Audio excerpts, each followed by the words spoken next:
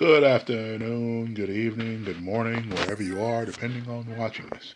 This is Storytime with Will, or this one probably is more like Geektime with Will.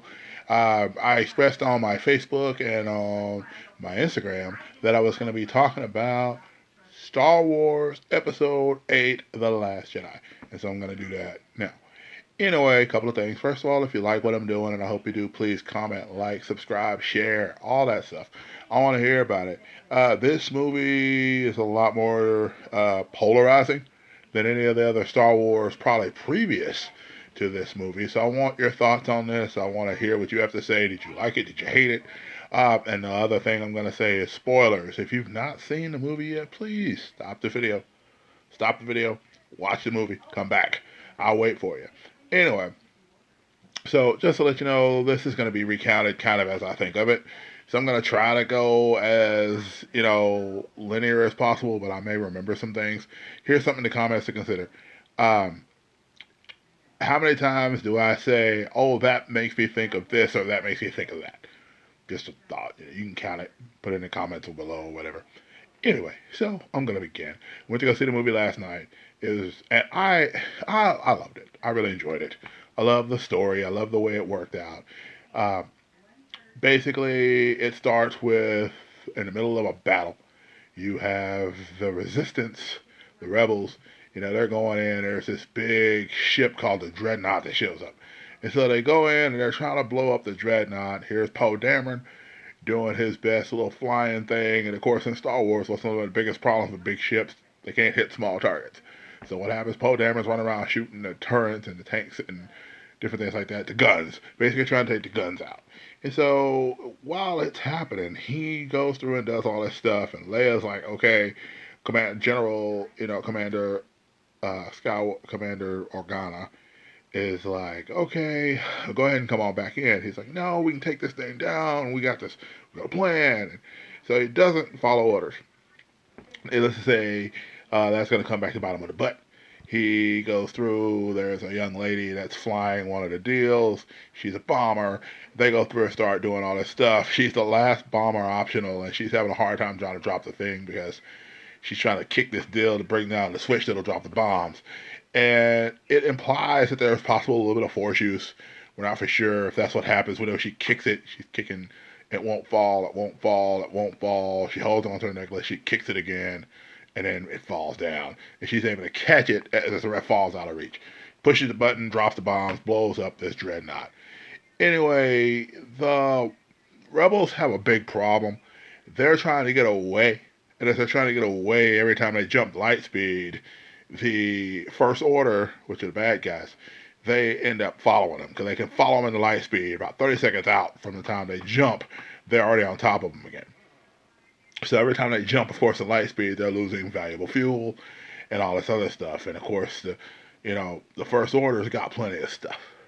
As time goes on, Poe gets back on the ship. My man Finn wakes up from being in a healing pod. Wakes up. First question is, where's Rey? So you jump to the mountain at the end of Force Awakens. You see Rey up at the top of the mountain, and so it starts there. She's handing Luke the lightsaber. Luke has it. He grabs it, looks at it, he throws it over his shoulder. And a lot of people in the theater were kind of like, dude, what? They didn't quite understand what was going on. So anyway, Luke was basically just, at one point very kind of crotchety, and he's like, I'm not, what am I gonna do? Am I gonna face this whole thing with a laser sword? How am I gonna stop him? What did you expect? But Chewbacca comes in, Chewbacca tries to talk to him. He's like, war is on. And so then there's that story. And then over time, you kind of fast forward a little bit, and all these things are happening. He milks this weird creature and drinks the milk out of it. At one point, he goes fishing. He does some different things. And it's not until R2D2 shows up and kind of starts talking to him. And it's interesting because if you remember in the other movies prior, Luke doesn't understand what R2 is saying. He does now for some reason. And there's a moment where R2 is trying to convince him to come back and train Rey and to come back and help do something for the Resistance. And he doesn't want to come back. And so what does R2 do? That beautiful MacGuffin that I talked about in my MacGuffin video, go check that out, by the way, because I talk about R2 in there. R2 ends up showing him the original video that he saw back when he was a farm boy. And, the Leia sitting there telling him, Obi-Wan, you're all the help. So all this stuff goes on. And he wakes Rey up. It's like, tomorrow morning we train. And so they start training, and he teaches her a few lessons. And one of the lessons is the most important lesson that sets up the premise for the whole movie is that the Force is not restricted to the Jedi. The Force is involved in everything that moves. So it really sets up the basis for the rest of the movie going forward, because you start noticing that since the Force isn't selective and the Jedi aren't the only ones that have access to it, other people are start to be seen to use the Force around different situations. So anyway, you've got this whole thing. While you've got the Rey storyline going on, then you've got Kylo Ren. Your boy Kylo Ren's back, and since that invasion plan went bad, all of a sudden you've got Snoke coming in, and he's just like, take that stupid helmet off. You're nothing more than a boy with a helmet and a cape. You're not the powerful one I thought you were. So Kylo Ren, of course, gets to the elevator, throws a fit, tears up the cape. Good job on, ruining that Halloween costume for next year. But anyway, so he tears up the mask, tears up the stuff and everything. Goes after the ships. He's like, we're gonna take those rebels out. Goes in. There's a brief moment where he senses his mother is on the ship, and he goes to put his finger on the trigger, and he doesn't quite pull it. Unfortunately, two other people do pull their triggers on the ships, so they end up blowing the ship down that she's on. And it's interesting because it's kind of this moment where you think, oh no, Leia's gone. And this is kind of the way they would write her out of the scene. And just when you think that was the way they were going, she uses the Force to levitate herself in space to the main ship to get in it. And so, a lot of people are like, well, Leia's not a Jedi. She couldn't do that. She's always been Force sensitive, guys. She's always had the ability to tap into the Force, to see things, to feel things. Why not, in a dire moment, be able to do that? I don't know. Anyway, so basically right after she gets back on the ship that she's on, she proceeds to drop into a coma for a little while. They end up bringing this other woman, I believe her name is Commander Harlow, and she is the second in command under Leia, so basically she takes Leia's place. The general's gone and general's in a coma. She's the last of the old guard, which is another theme in this movie, because as we go through it, you're going to see that a lot of the old guard is changing. So anyway, while all this is going on, you now have Poe with this girl that is the sister to the girl that dropped the bombs earlier, and I can't think of her name at the moment. It'll come to me at some point.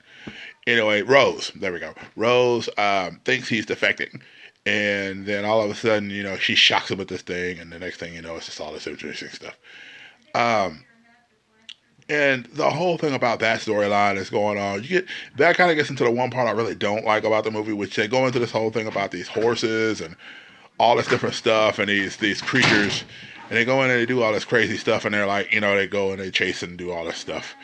And while they're chasing this stuff down, they're freeing these animals. Which another big theme in this movie seems to be animal rights, because you get that moment where they're freeing these big old horse-like animals that are like climbing mountains and all sorts of stuff really quickly.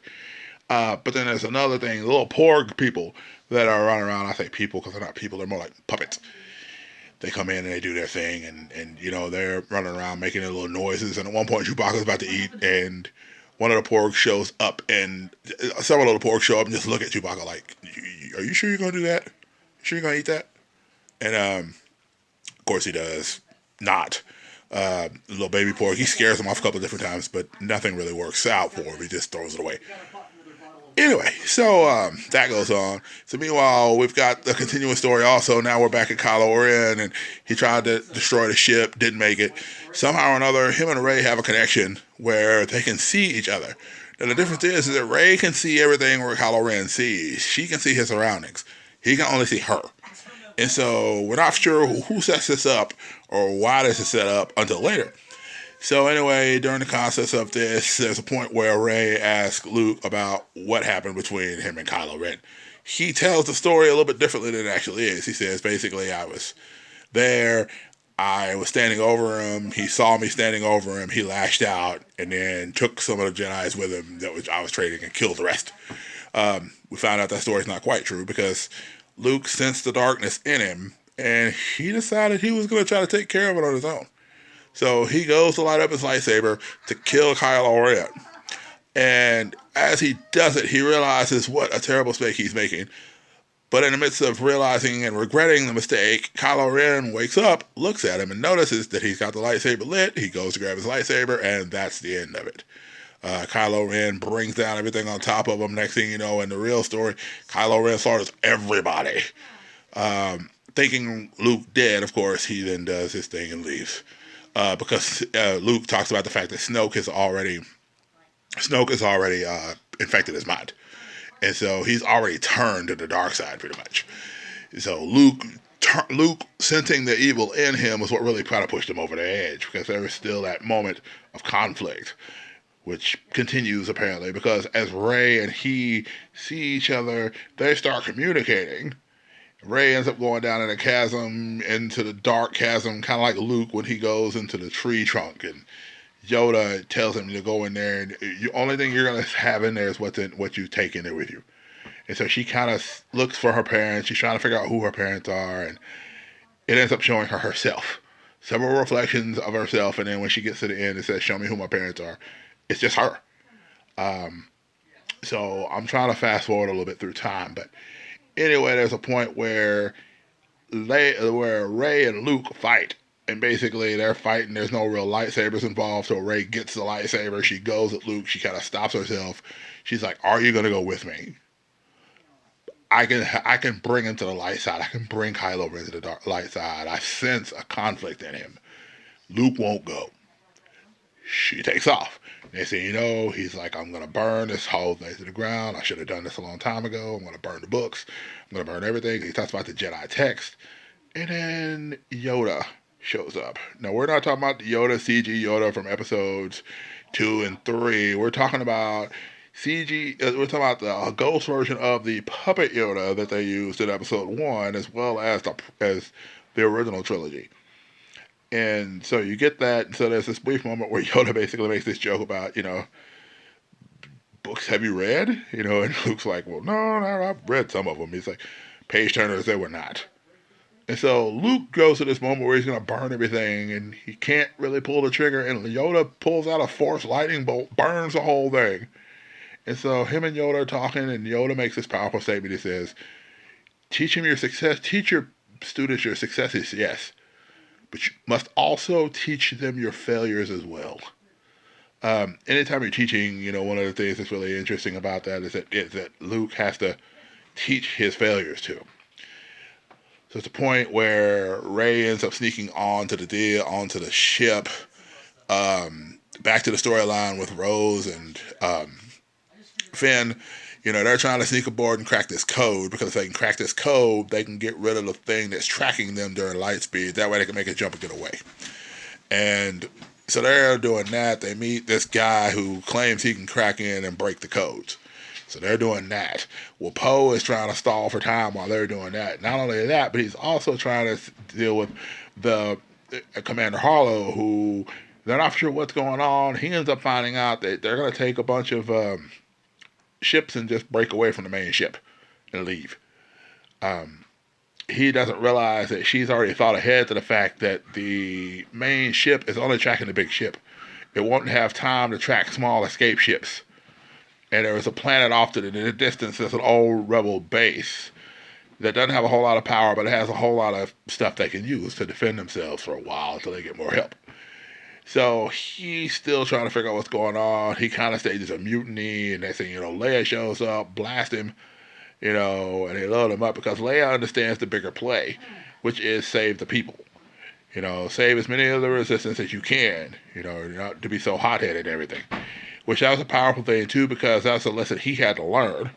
He had to learn that, he can make the greatest, momentary decisions ever, but the people are more important than your decisions. You have to keep the people safe. You have to, the whole thing about the rebellion is you have to spark the flame of the rebellion so that it grows. And if nobody lives through this, then it doesn't spark. So Leia is really carrying it on. I mean, Carrie Fisher was just handling it well. She was really doing a wonderful job with it. So to basically wrap this, there's a point where Rey ends up on the ship. Kylo Ren, they capture her. They end up going in and doing all this crazy stuff. Next thing you know, Snoke goes in. He's trying to find Skywalker. He finds out where Skywalker is because he's powerful in the ways of the dark side. He grabs Rey, rips the information from her head, basically. And there's this really interesting moment where you see him go basically tell Kylo Ren, you know what you must do. You must finish your training. Yes, I sense it. I sense the power growing in you. I sense you wanting to take your saber and your lightsaber and to kill your true enemy. And then he ends up taking Rey's lightsaber, which he grabs out and killing him, cutting Snoke in half. So the Grand Chancellor is no more. The Grand Lord is no more. He's gone. And so then all of a sudden, it's Rey and Kylo Ren fighting back to back against a whole bunch of the guards, basically a more advanced version of the Red Guardians in the older movies. And so they go through this big fight with different force weapons and everything else. And then there's a point where Rey's like, okay, we can go save the people. We can go do this. We can be the heroes we need to be. We can help the people get to where they're going to go and do this rebellion. And that's when she realizes that at this point, Kylo Ren has decided he's going to become the new Grand Chancellor. He's going to take over, and he's going to go against the good guys. He makes his choice. She makes her choice. They have a literal tug of war with the Force, and end up snapping Rey's lightsaber. So they go through this whole thing. She ends up escaping. They go after her. Meanwhile, Leia and them get to this other planet because of the other commander doing a light speed jump through the ship that's tracking them.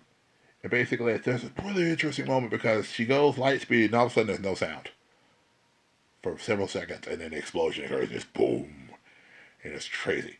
So next thing you know, it's the people get where they're going. And then the most interesting thing happens. Their back's against the wall. Kylo Ren and his troops are coming after him. There's one way in, as far as I know, one way out. They've sealed the door, and Kylo Ren and his troops are coming in, and all of a sudden, here comes Luke. And Luke walks in, sees his sister. They have a very heartful conversation. He leaves. He stands out in front of the base, and next thing you know, it's Kylo Ren and the whole entire battalion versus Luke Skywalker. And Kylo Ren is so angry, he literally comes in and says, everybody aim their weapons at him. So they start firing weapons, Boom, boom, boom, boom, boom, boom, boom, boom, boom, boom, boom, boom. And next thing you know, Luke's still standing there. You don't really see what he does, but you see him still standing there. And it's just, and at that point, Kylo Ren's just like, lower me down into him. And so they're going at it. They're fighting. And at one point, it's funny because Poe and Finn are arguing, and Finn's like, we need to go out there and help him. And Poe's like, no, he wouldn't do this unless there was a reason. And then he's like, wait a minute, we're supposed to escape. He's doing this so we have time to get out of here. And they end up following. There's a little fox. If you've seen the trailers, you've seen the little fox people, the little crystal foxes. And they start running away. It's like, where did the fox people go? They start tracking them and start finding them and start chasing after them. And at one point, Leia makes the comment. She says, don't look at me, follow him. And so the next thing you know, they go back there and there's a whole bunch of rocks. Now, these little creatures could crawl in between the rocks, but unfortunately they can't. Rey, meanwhile, is trying to find people. Rey ends up getting behind there. Rey makes a comment that Luke says about, it's not about lifting rocks, huh? Next thing you know, she starts lifting the rocks out of the way. So you have this point where Kylo Ren and Luke are facing each other. He says, I'm going to kill you, and then I'm going to kill the last of the Jedi when I kill you. And Luke's like, first of all, if you strike me down out of anger, I will come back more powerful than ever. 2, I will not be the last Jedi. And it flashes back to Rey. And you just see her briefly raising the rocks, just standing there with all these rocks moved around. And then Kylo Ren goes in for the strike. goes right through Luke.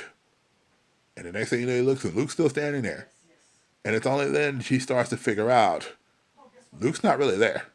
Luke has projected himself from his island the whole entire time. So through everything that you see Luke in the moment, he force projects himself there. And so he's standing there looking at basically an after image version of Luke. And Luke looks at him and he says, winks at him and says, "See you later, kid." And then the cloak fades away. It's one of the most beautiful send-offs to a character I've ever seen in a movie. It was touching. It truly, in a lot of ways, was the end of an era. You know, as a lot of people know, Carrie Fisher is no longer with us. And Mark Hamill has said that he doesn't want to continue to roll in the current way it is. So I can see him coming back as a force spirit in the next movie and really agging Kylo Ren on a lot. Basically, everybody gets away in the Millennium Falcon. There's a brief moment where Rey is about to close the door, and she looks out, and she sees Kylo Ren through their little force link. Now, of course, Snoke's dead, so I'm wondering how they're going to keep that going. But anyway, and he sees her, and then she closes the door to the Millennium Falcon, and they leave. So Leia and Rey both sense that Luke is no longer with us.